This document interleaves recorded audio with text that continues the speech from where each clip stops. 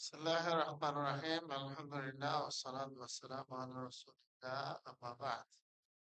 আউযু বিল্লাহি মিনাশ শাইতানির রাজীম। কুল ইন্না সলাতি ওয়া নুসুকি ওয়া মাহইয়ায়া ওয়া মামাতি লিল্লাহি রাব্বিল আলামিন।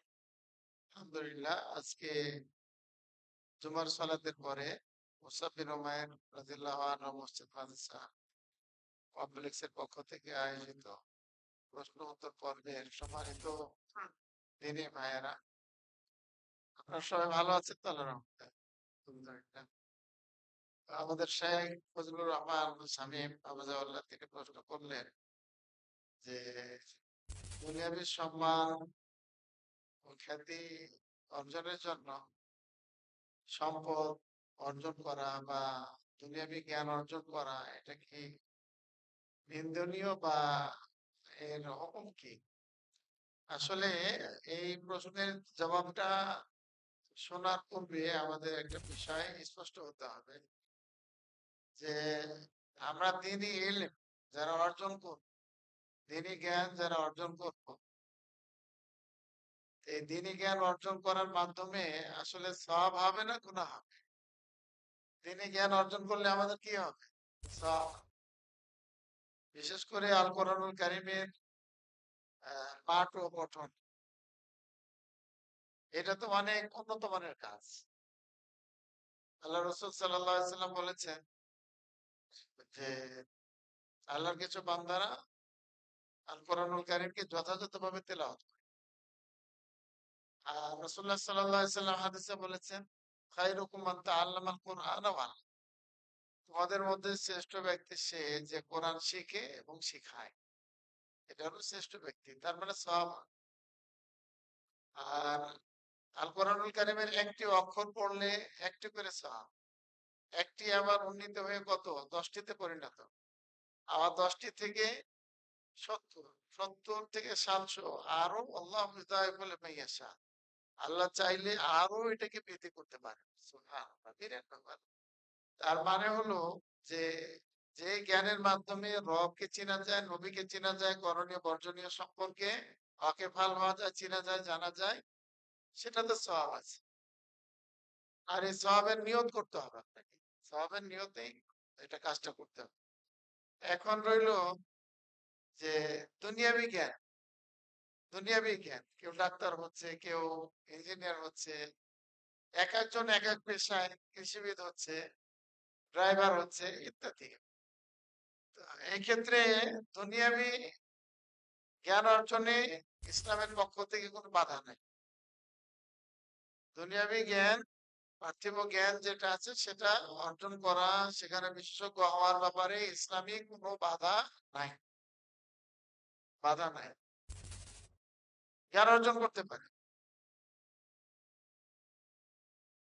তবে ইলমে দ্বীন অর্জন করতে গিয়ে যে সওয়াবের কথা বলা হয়েছে, নেকির কথা বলা হয়েছে, সে সওয়াবটা এখানে হবে। জ্ঞান অর্জন করতে পারে, কিন্তু এখানে কি হবে না, সওয়াবটা হবে না। এই হলো এক। হ্যাঁ, আবার এই দুনিয়াবি জ্ঞান অর্জন করতে গিয়ে যদি এই নিয়ত থাকে, নিয়তটা যদি এমন হয় যে না আমি এই দুনিয়াবি ইলমের মাধ্যমে, জ্ঞানের মাধ্যমে আমি আল্লাহর দ্বীনের কাজ করব। যেমন একজন ব্যক্তি দুনিয়াবি জ্ঞান অর্জন করে ইঞ্জিনিয়ার হয়ে গেছে। ইঞ্জিনিয়ার হলে উনি নিয়ত করলেন যে সাধারণ কাজ যা আমার জীবিকার জন্য প্রয়োজন সেটা তো করব, সাথে আমি মসজিদের একটা ড্রয়িং করে দেব, মসজিদ নির্মাণে আমি সহযোগিতা করব, আল্লাহর ঘর নির্মাণ করার ব্যাপারে বা অসহায় যারা আছে আর সমাজে যারা আহ, অসচ্ছল আছে তাদের সহযোগিতা করব। এইরকম যদি কোনো ব্যক্তির আল্লাহর দ্বীনের কাজের, দ্বীনি কাজের সহযোগিতা নিয়োগ থাকে জেনারেল শিক্ষার সাথেও, তাহলে সওয়াব হবে না। আর কি হবে? সওয়াব। ভালো করে আপনারা বুঝবেন। ঠিক সেই রকম মাল অর্জন করা, নি'মাল মালুন নি'মা রাজুল লিরাজুল সালেহ, হাদিসে আছে যে উত্তম মাল উত্তম ব্যক্তির জন্য। মাল অর্জন করা, সম্পদ অর্জন করা এটা নিন্দনীয় না, বরং এটা কুদিয়াতি সলা আল্লাহ বলেছেন যে যখন সলাৎ হয়ে গেল জুমার দিনে, ফান্তাশিরু ফিল আরদ, তোমরা জমিনে মানে ছড়িয়ে পড়ো, ওয়াবতাগু মিন ফাদলিল্লাহ, এবং আল্লাহর দেয়া রিজিক থেকে অনুসন্ধান করো।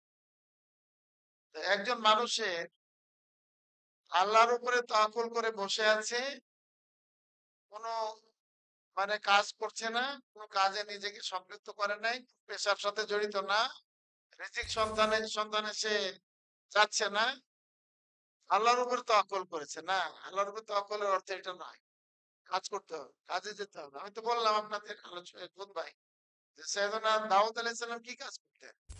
কর্মকার, কামার ছিলেন, কামার। এই যে লোহার, এই যে বিভিন্ন যন্ত্রপাতি তিনি কি করতেন?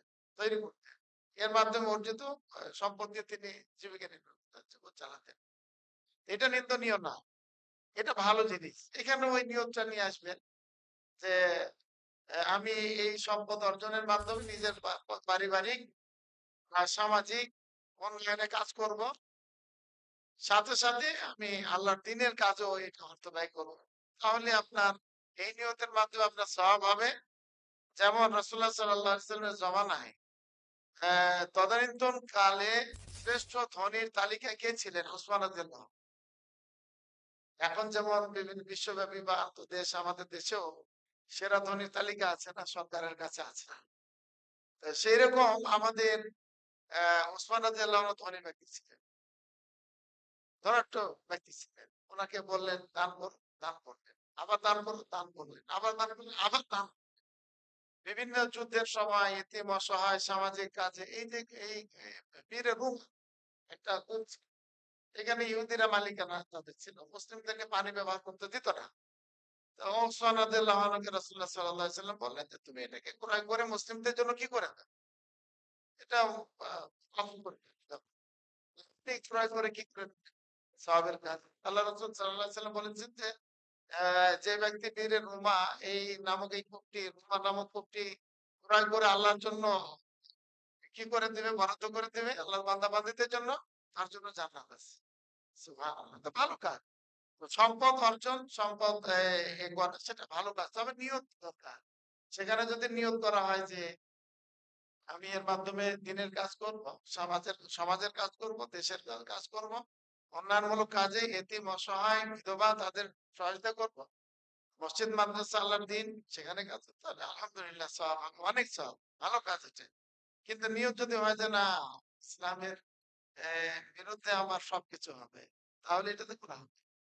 আল্লাহ রাসূল সাল্লাল্লাহু আলাইহি ওয়াসাল্লাম বলেছেন যে সম্পদ অর্জন করার ক্ষেত্রে ৪ ধরনের লোক আছে। এক শ্রেণীর লোক আছে যে মানে সম্পদ দিয়েছে আল্লাহ। তো ৪ ধরনের মধ্যে ২ শ্রেণীর কথা আমি বলি আপনাদের। যে এক শ্রেণীর লোক যে তার সম্পদ দিচ্ছে আল্লাহ, কিন্তু আল্লাহ বিরোধী কাজে সে খরচ করছে। এটা গুনাহ, একেবারে পাপ। এটা আপনারা বুঝতে পারছেন। এবং আরেক শ্রেণীর লোককে আল্লাহ সম্পদ দেয় নাই, কিন্তু মনে করছে যে ওকে আল্লাহ সম্পদ দিছে, আমাকেও যদি সম্পদ দিত তাহলে আমি তার মতো এই আল্লাহ বিরোধী কাজে, বিভিন্ন অসামাজিক কাজ, শরীয়ত বিরোধী কাজে আমি কি করতাম, অর্থ ব্যয় করতাম। এই দুইজনের ব্যাপারে রাসূলুল্লাহ সাল্লাল্লাহু আলাইহি ওয়াসাল্লাম বলেছে যে একই গুনাহ হবে, একই গুনাহ। এই হিসেবে আমরা মনে করি যে সুনাম সুখ্যাতি অর্জনের জন্য সম্পদ অর্জন করা, আপনারা বলেন তো দেখি, সুনাম সুখ্যাতি অর্জন করা এটা কি? বলেন। আপনারা বলেন কি এটা? কোন ব্যক্তি লোক দেখানোর জন্য কাজ করছে, সুনাম সুখ্যাতি অর্জনের জন্য কাজ করছে, এটা কি হবে? এটাকে কি বলে? শরীয়ত পরিভাষায় কি বলে? রিয়া। রিয়া হলো ছোট শিরক। তো এই সম্পদ কষ্ট করলেন আপনি, ছোট শিরকের মধ্যে পড়ে গেলেন। এতে বিরত থাকবেন। এজন্য নিয়তটা করে নিবেন। দেখবেন যে আল্লাহ রাসূল সাল্লাল্লাহু আলাইহি ওয়াসাল্লাম বলেছেন যে এতিম, অসহায় ব্যক্তিদের, বিধবাদের যারা নাকি সহযোগিতার হাত বাড়িয়ে দেয়, তাহলে তারা সারাদিন সিয়াম পালনকারী এবং সারা এই জীবন আল্লাহর রাস্তায় যুদ্ধকারীর চাইতে উত্তম ভালো কাজ করে। সুবহানাল্লাহ। শুধু নিয়ত থাকবে। আশা করি আমরা দিনের এই কাজ দিনের নিয়তে করব। দুনিয়াবী কাজগুলো, দুনিয়াবী এই যে পড়ালেখা সহ, শিক্ষা দীক্ষা সহ, অর্থকড়ি যা আছে সেটা আল্লাহর দ্বীনকে সহায়তা করা, মানুষকে সহায়তা করা, সমাজসেবামূলক কাজে অংশগ্রহণ করার নিয়ত আমরা যেন করি। আল্লাহ তাআলা আমাদের বেশি তৌফিক দান করুন। জাযাকাল্লাহ। পরের প্রশ্ন, বাম হাতের উপর ভর দিয়ে বসার বিধান কি? বাম হাতের উপর ভর দিয়ে এটা কেন বসতেছে একটু স্পষ্ট করা দরকার আছে। এটা যিনি লিখেছেন তিনি উপস্থিত থাকলে বললে ভালো হবে। কারণ আল্লাহ রাসূল সাল্লাল্লাহু আলাইহি ওয়াসাল্লাম তো ক্ষেত্রে এটা যেমন ডান হাতের ইউজটা যেটা ব্যবহারটা এটা হলো আপনার ভালো কাজের জন্য, সম্মান সুযোগ কাজের জন্য, স্নাহার করা, কাউকে কিছু দেওয়া, তারপর কিছু নেওয়া, গ্রহণ করা এটার জন্য। আর বাম হাতটা সেখানে পানি পান না করা, পানাহার গ্রহণ না করা, তারপরে কাউকে না দেয়া বাম হাতে গ্রহণ না করা। এটা হলো ডান এবং বাম হাতের যেমন এটা। এখন কেউ যদি এর উপর ভর দিয়ে যদি বসেন অনেক সময় পিছনে ভর দিয়ে বাম হাতে বসে পিছনটাকে পিছনে বাম হাতটাকে রেখে সেটা যদি হয় তাহলে মামনু সেটা হলো মামনু নিষেধ সেটা হলো নিষেধ আর তাও কারো যদি এটা সমস্যা থাকে যে ডান হাত করতে পারছে না ব্যবহার করতে পারছে না অসুবিধা আছে আহ, বা তার বাম হাতেই ভর দিয়ে বসাটা উপকারী ডাক্তারও সেভাবে মুসলিম নির্ভরযোগ্য ডাক্তার যদি কি দেয় প্রেসক্রিপশনে বলে যে আপনার বাম হাতে ভর দিয়ে কি করতে হবে যাবতীয় কাজ করতে হবে তাহলে সেই ক্ষেত্রে তার জন্য কোনো ক্ষতি নাই সেটা তিনি করতে পারেন পরের প্রশ্ন, জুমার ফরজ নামাজের পর মসজিদে বসে কোনো সুন্নত নামাজ আছে কিনা?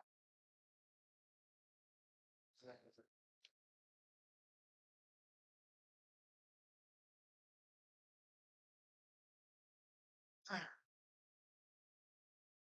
জুমার দিন ফরজ সালাত হলো কয় রাকাত আপনার কথা বলেন আমার সাথে 2 রাকাত তাই না?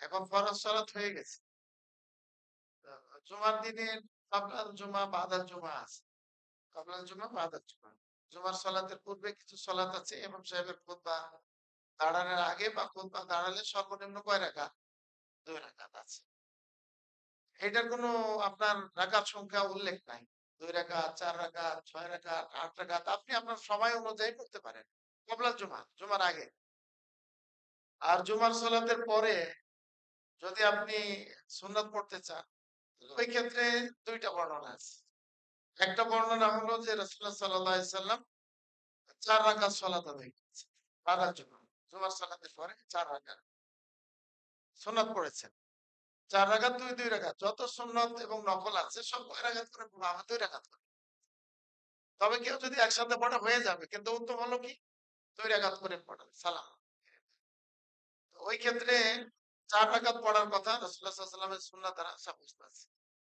আর আরেকটি বর্ণনায় সহিহ বর্ণনা এবং ওইটা ইমাম বুখারী বর্ণনা করেছে সেটা হলো যে 2 রাকাত জোহরের সালাতের পরে আমরা কয় রাকাত পড়ি 2 রাকাত এই জুমার সালাতের পরেও কয় রাকাত 2 রাকাত যেমন দিনে রাতে জুমার দিন ছাড়া অন্য সময় কয় রাকাত সালাত আছে সুন্নতে মুআক্কাদ আছে 12 রাকাত 12 রাকাত আল্লাহ রাসূল সাল্লাল্লাহু আলাইহি ওয়াসাল্লাম বলেছেন যে যেই ব্যক্তি দিনে এবং রাতে 5 ওয়াক্ত সালাতের আগে পরে 12 রাকাত সুন্নতে মুআক্কাদা আদায় করবে তার জন্য আল্লাহ সুবহানাহু ওয়া তাআলা জান্নাতে একটি মেহমানখানা তৈরি করে দিবেন। সুবহানাল্লাহ।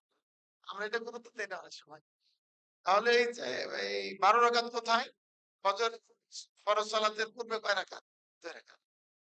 তারপরে জোহর সালাতের এ ফরজ সালাতের পূর্বে 4 রাকাত। আর এই ফরজ সালাতের পরে কয় রাকাত? 2 রাকাত। তাহলে কয় রাকাত হলো? আর আসরের আগে কোন নির্ধারিত সময় নাই। তবে আপনি যদি সময় থাকতে আসেন 2 রাকাত 4 রাকাত পড়তে পারবেন। আসরের পরে কোন সূর্যাস্তের পরে কোন সালাত নাই। সূর্যাস্ত পর্যন্ত কোন সালাত নাই। সুন্নত নফল সালাত নাই। তবে দখলে মসজিদ কেউ যদি আসে তো পড়তে পারবে। কোনো অসুবিধা নাই। জানাজার সালাত আসরের পরেও কি করতে পারবে? মাগরিবের পরে কয় রাকাত? 2 রাকাত। তাহলে 10 রাকাত হলো। আর এশার সালাতের পরে এই হলো 12 রাকাত। তো এই হাদিস ইমাম বুখারী রাহিমাহুল্লাহ জুমার সালাতের পরে নিয়ে এসেছেন। এই হাদিসটাই নিয়ে এসেছেন যদিও জোহরের সাথে কিন্তু এখানে ইমাম বুখারী রাহিমাহুল্লাহ এই জুমার সালাতের পরে কয় রাকাত আছে এটার পর্বে এই হাদিসটা নিয়ে এসেছেন। এই হাদিস দিয়ে বুঝাচ্ছেন যে 2 রাকাত পড়া যায়। এখন আপনারা জানতে পারলেন যে জুমার সালাতের পরে কয় রাকাত পড়া যায়? 2 রাকাত অথবা 4 রাকাত। 2 করে 4। এখন ২ রকম রিওয়ায়াত হলো। এটাকেও সমাধান দিয়েছেন উলামায়ে কেরাম। সেটা হলো মুহাদ্দিসিনে কেরাম হাদিস বিশ্লেষণ করে যে কেউ যদি বাড়িতে গিয়ে পড়ে সুন্নাত, ফরজ ব্যতিরেকে অন্যান্য সালাত সব উত্তম হলো কোথায় পড়া? বাড়িতে পড়া। বাড়িতে পড়া। তো বাড়িতে কেউ পড়তে চাইলে ৪ রাকাত পড়বে। না ২ রাকাত পড়বে। ২ রাকাত, ২ রাকাত। আর যদি মসজিদে পড়তে চায় কয় রাকাত? এই হলো আপনার রাকাতের ব্যাপার। এখন বসে পড়া আর দাঁড়িয়ে পড়ার ব্যাপারটা আছে। ফরজ সালাত ভালো করে বুঝবেন আপনারা। ফরজ সালাত দাঁড়ানোর সক্ষমতা আছে, তার জন্য দাঁড়িয়ে সালাত আদায় করা ফরজ। দাঁড়ানোর সক্ষমতা আছে, দাঁড়িয়ে সালাত আদায় করা কি? মানে সক্ষমতা আছে, তাহলে ফরজ হলো দাঁড়িয়ে পড়া। দাঁড়িয়ে সক্ষমতা আছে, তারপরে বসে যদি ফরজ সালাত পড়ে তার ফরজ সালাত হবে না। এটা একেবারে মাসালা সবার কাছে, হানাফি বলেন আহলে বলেন সবার কাছে। এখন নফল বা সুন্নত সালাত যেগুলো আছে, এগুলো হলো যে আপনি দাঁড়িয়ে পড়তে সক্ষম, দাঁড়িয়ে পড়তে কি সক্ষম, তারপরেও যদি বসে সালাত আদায় করেন সালাত হয়ে যায়। সূত্রটা এটাই। মানে জুমার সালাতের পরে হোক, জোহর সালাতের পরে হোক, বা ফজর সালাতের আগে হোক, যদি কেউ সামর্থ্য থাকা সত্ত্বেও কি দাঁড়িয়ে পড়ে না বসে পড়ে, তাহলে কি হয়ে যায়? সালাত হয়ে যায়। বুঝতে পারছেন আপনারা? এইটা তবে উত্তম হলো কি দাঁড়িয়ে পড়া। যেহেতু সপ্তাহে একদিন জুমার সালাতের পরে সামর্থ্য থাকলে আমাদের দাঁড়িয়ে সালাতে মুআক্কাদা আদায় করে নেবো ইনশাআল্লাহ। তবে এশার সালাতের পরে, এশার সালাতের পরে, এশার সালাতের সুন্নাত কয় রাকাত? ২ রাকাত। তারপরে বেতের আছে। বেতের কয় রাকাত? ১ রাকাত, ৩ রাকাত, ৫ রাকাত, ৭ রাকাত, ৯ রাকাত, ১১ রাকাত আছে। আমল করবেন মাঝে মধ্যে। আমরা আহলুল হাদিস যারা সালাফি মানহাজের ১ রাকাতকে নির্দিষ্ট করে নিছি না। কেউ হানাফি ভাইয়েরা আবার ৩ রাকাতকে কি করে নিয়েছে? নির্দিষ্ট করে নিয়ে এই নির্দিষ্ট করাটা ঠিক হবে। ১, ৩, ৫, ৭ আরো বেশি আপনি বেজোর সংখ্যায় পড়তে পারবেন। অসুবিধা নাই। এশার সালাতের বেতের সালাত পড়ার পরে রাসূলুল্লাহ সাল্লাল্লাহু আলাইহি সাল্লাম ২ রাকাত সালাত বসে পড়েছে।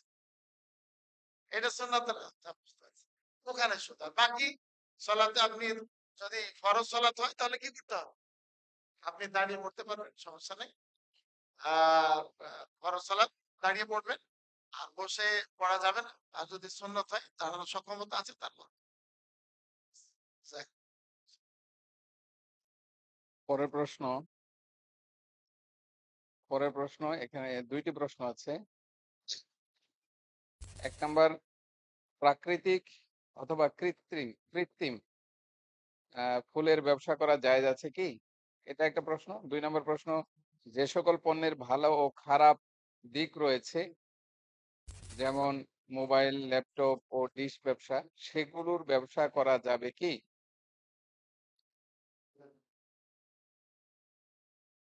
ব্যবসা বাণিজ্য এটা তো মানুষের এটা চাহিদা অনুযায়ী যার যেমন যোগ্যতা এটাতে আগামী ঠিক আছে। ইমাম বুখারী রাহিমাহুল্লাহ এই যে আপনার সলাতের পর্ব, যাকাতের পর্ব, সিয়ামের পর্ব, হজ্জের পর্বের পরেই শুরু করেছে কি? ব্যবসা। এবং এই ধরেন যে বেশিরভাগ পর্বই আছে আপনার এই ব্যবসা বাণিজ্য লেনদেন সম্পর্কে। এবাদতের অল্প, বেশি না। তো ৩৫০ পৃষ্ঠা আছে এটা। বাকি ১১২৮ পৃষ্ঠার মধ্যে বেশি হলো আপনার লেনদেন ব্যাপার। ইমাম বুখারী রাহিমাহুল্লাহ ব্যবসার কিছুই করেছেন যে একজন মুসলিম কাঠমিস্ত্রি হতে পারে, একজন মুসলিম রাজমিস্ত্রি হতে পারে, একজন মুসলিম গোস্ত বিক্রেতা হতে পারে, একজন মুসলিম দর্জি হতে পারে, একজন মুসলিম ওই এই ঘি বিক্রেতা হতে পারে, একজন মুসলিম আপনার মধু বিক্রেতা হতে পারে, একজন মুসলিম আপনার ওই আহ, আরো যে ভালো বৈধ এই যে হাজ্জাম, হাজ্জাম বুঝেন তো? হাজ্জাম, হাজ্জাম মানে কি? ওই যে চুল এখন কি করে নাপিত, সেলুনে বসে না নাপিত, এটাও একজন মুসলিম কি হতে পারে, হতে পারে। এটা ব্যবসার মধ্যেই আছে। বা অনেক সময় এই যে হেজামা দেয়, হেজামা বুঝেন তো? ওই যে সিঙ্গা লাগায়, এটাও একজন মুসলিম কি হতে পারে, হতে পারে। এখন এই যেই যেই জিনিসগুলো মানে ব্যবসার সাথে নিজে একজন মুসলিম নিজেকে কি করতে পারে, জড়াতে পারে। তবে যেই ব্যবসাগুলোর মধ্যে কি আছে, খেদা, খেদা, ঘিস, ধোঁকা আছে, ধোঁকা। মানুষ বাইরে থেকে মনে করতেছে যে এটা কি, মানে আপনার আসল আল্লাহর দেয়া, ঠিক আছে। আর আসলে কিন্তু ফুল আসল না, এর মধ্যে কি আছে, বাহির এবং ভিতর আছে, ধোঁকার কি রয়ে গেছে, সম্ভাবনা আছে। এই জন্য আল্লাহর প্রদত্ত যে ফুল আছে, ফুল হলো আল্লাহ রাসূল সাল্লাল্লাহু আলাইহি ওয়াসাল্লাম নিজে পছন্দ করতেন, ঘ্রাণ নিতেন। এবং আরবের লোকেরা এখনো কি করে, আমাদের বাংলাদেশে তো ফুল আমাদের আলেম ওলামা কি করে না, ব্যবহার করে না বা কোনো হাদিয়া দেয় না। কিন্তু সৌদি আরবে নতুন বাচ্চা সন্তান আদি হইলে মেডিকেল থেকে নিয়ে আসলে কি দেয়, ওই ছেলেকে ফুল দিয়ে কি করে, বরণ করে। বুঝতে পারছেন? ফুল একটা ভালো জিনিস, একটা উন্নত মানের জিনিস। তো বাংলাদেশে এখন বিভিন্ন ওই যে ফুল মারা গেলে পরে কোথায় ফুল দিতেছে, মাজারে ফুল দিতেছে। নেতা নেত্রী একটা ইয়ে আছে, তাকে ফুল দিতেছে, আছে না নেই? মাজারে গিয়ে একজন নেতা হয়েছে, ওই যে মরা মানুষের ওখানে গিয়ে ফুল এনে দিতেছে। ফুল এখন কোথাকার জন্য হয়ে গেছে। কিন্তু আসলে ফুল ব্যবহার করা এটা কিন্তু ভালো জিনিস। প্রকৃত ফুল যেগুলো আছে সেগুলোর ব্যবসা বাণিজ্য এটাতে আপনি সীমাবদ্ধ থাকবেন। আর ওই যে যার মধ্যে ধোঁকা আছে, এটা থেকে আপনারা বিরত থাকবেন বলে আমরা আশা করছি। এটা একটা ফুলের দিকটা হলো। আর এখন এই ফোনের মাধ্যমে অনেক উপকার, আলহামদুলিল্লাহ। ফোন, তারপরে ল্যাপটপ, কম্পিউটার ইত্যাদি এগুলো হলো আপনার অনেক উপকার আছে, ঠিকই আছে। উপকারের জন্য ব্যবহার করতে গেলে এটা ব্যবহারের উপরে। কিন্তু ব্যবহারের মধ্যে আমাদের ৯৮ জন তো ভালো কাজে কি করে না।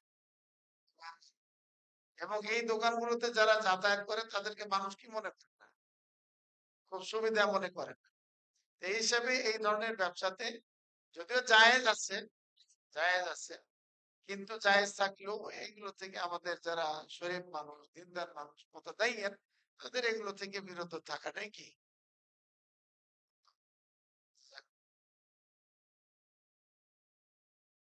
পরের, এটা আসলে প্রশ্ন না, একটা আবেদন। আল্লাহর সন্তুষ্টিপূর্ণ জীবনযাপনে অটল থাকতে গুরুত্বপূর্ণ উল্লেখযোগ্য নসিহত করার আহ্বান রইল। আল্লাহ সুবহানাহু ওয়া তাআলার এই দ্বীনের উপর অটল থাকার জন্য আল্লাহ রাসূল সাল্লাল্লাহু আলাইহি ওয়াসাল্লাম যেটা বলেছেন সেটাই আমরা বলি। কুল আমানতু বিল্লাহ। আল্লাহ রাসূল সাল্লাল্লাহু আলাইহি ওয়াসাল্লাম বলেছেন, সাহাবীকে যখন নসিহত চাইলেন তখন এই কথাই বলেছেন যে আমি যেন আমার দ্বীনের উপর অটল থাকতে পারি, আর এর উপর থেকে আমি জান্নাতে প্রবেশ করতে পারি, জাহান্নাম থেকে মুক্তি পেতে পারি, আমাকে কিছু নসিহত পেশ করেন আল্লাহ রাসূল। তো রাসূলুল্লাহ সাল্লাল্লাহু আলাইহি ওয়াসাল্লাম বললেন যে কুল আমানতু বিল্লাহ। তুমি বলো আমি আল্লাহর প্রতি কি বিশ্বাস, ঈমান আনা, আল্লাহ, এটা বলো। তার মানে ঈমানের যতগুলো ৬টি রুকন আছে, ৬টি রুকনের উপরে ঈমান এনে তুমি মুস্তাকিম, তার উপরেই তুমি কি থাকো, অটল থাকো। তার উপরে কি থাকো, অটল থাকো। তো তার মানে হলো যে ঈমানের যে ৬টি রুকন আছে এটার উপর আপনাকে থাকতে হবে। ইসলামের কয়টি রুকন আছে? ৫টি রুকন আছে। এই ৬টি এবং এই ৫টি রুকন এগুলো সুন্দর করে বুঝে মুখস্থ করে তার উপর অটল থাকলে ইনশাআল্লাহ বাকিগুলোর মধ্যে আল্লাহ সুবহানাহু ওয়া তাআলা আপনাকে রাখবেন বলে আমরা জানি। এবং এই ঈমানের ৬টি রুকন এটা ভালো করে জানতে হবে, এটা ফরজ। এবং ইসলামের ৫টি রুকন জানা একান্ত, এটা এইটুকু জ্ঞান অবশ্যই একজন মুসলিমকে কি করতে হবে, জানতে হবে। আল্লাহর প্রতি ঈমান আনা, ফেরেশতাদের প্রতি ঈমান আনা, কিতাবের প্রতি ঈমান আনা, রাসূলদের প্রতি ঈমান আনা, পরকালের প্রতি ঈমান আনা, তারপরে তাকদীরের ভালো মন্দের উপরে ঈমান আনা। এটা ব্যাপক আলোচনা। তার মানে এরকম অনেক ব্যাপক ঈমান বিষয়টা আনতে হবে। আর ৫টি রুকুন মানে আপনি খালি মুখস্থ করলেন যে আমি এই শাহাদাত দিলাম, তারপরে এই যে সালাত আদায়ের কথা স্বীকার করলাম, এটা না।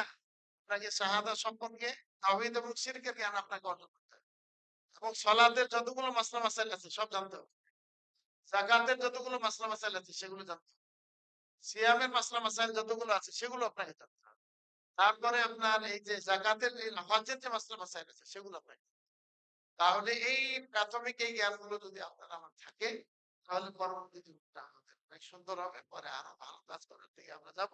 আশা করি আপনি বুঝতে পেরেছেন। আল্লাহ তাআলা আমাদেরকে সে তৌফিক দান। জি, আজকের মতো এখানেই আমরা প্রশ্ন উত্তর পর্ব শেষ করছি। কারণ আমাদের উস্তাদের সাথে দেখা করার জন্য চাঁদপুরের বিভিন্ন প্রতিষ্ঠানের দায়িত্বশীলরা এখানে এসেছেন। তো এইজন্য উস্তাদ একটু ওইদিকে সময় দিবেন। যারা প্রশ্ন করতে চেয়েছিলেন তাদের জন্য আমরা আজকের জন্য দুঃখ প্রকাশ করছি। সামনের সপ্তাহে ইনশাআল্লাহ বাকি প্রশ্নগুলো সামনের উস্তাদকে করবেন। জাযাকুমুল্লাহ। সুবহানাকাল্লাহুম্মা ওয়া বিহামদিকা আশহাদু আল্লা ইলাহা ইল্লা আনতা আস্তাগফিরুকা ওয়া আতুবু ইলাইক।